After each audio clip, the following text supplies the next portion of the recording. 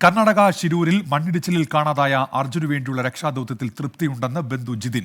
കൂടുതൽ സംവിധാനങ്ങൾ എത്തിച്ചാൽ അർജുനെ കണ്ടെത്താനാകുമെന്ന പ്രതീക്ഷയിലാണ് കുടുംബം. തിരച്ചിൽ പാതിവഴിയിൽ അവസാനിപ്പിച്ചാൽ രാജ്യവ്യാപകമായി പണിമുടക്കുമെന്ന് ലോറി ഉടമകൾ മുന്നറിയിപ്പ് നൽകി.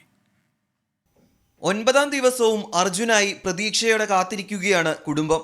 ആധുനിക സാങ്കേതിക സംവിധാനങ്ങൾ എത്തുന്നതോടെ അർജുനെ കണ്ടെത്താൻ കഴിയുമെന്ന് കുടുംബം വിശ്വസിക്കുന്നു. ഇപ്പോഴത്തെ തിരച്ചിൽ നമുക്ക് ഒരു ശുഭാപ്തി വിശ്വാസമുണ്ട്. കാരണം നല്ലൊരു സാങ്കേതിക വിദ്യ ഉപയോഗിച്ചിട്ടുള്ള തിരച്ചിലാണ് ഇന്നു മുതൽ നടത്താൻ പോകുന്നത്.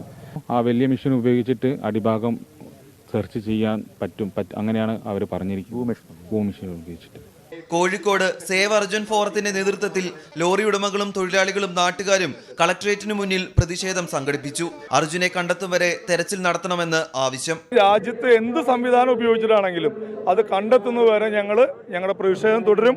ഇപ്പോഴുള്ള പ്രതിഷേധമായിരിക്കില്ല ഇനിയുള്ള വരും ദിവസങ്ങളിൽ ഈ രാജ്യം നിശ്ചലമാക്കിക്കൊണ്ടുള്ള പ്രതിഷേധത്തിന് ഈ രാജ്യത്തെ മുഴുവൻ ചരക്കുവാഹന മേഖലയിലെ ഉടമകളെയും തൊഴിലാളികളെയും സംഘടിപ്പിച്ചുകൊണ്ട് ഞങ്ങൾ വലിയ രീതിയിലേക്ക് ഈ ചരക്കുവാഹന മേഖലയെ നിർജ്ജീവമാക്കിയിട്ടുള്ള രീതിയിലുള്ള സമരത്തിലേക്ക് ഞങ്ങൾ പോകും.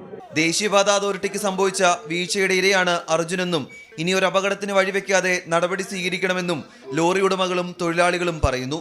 24 കോഴിക്കോട്.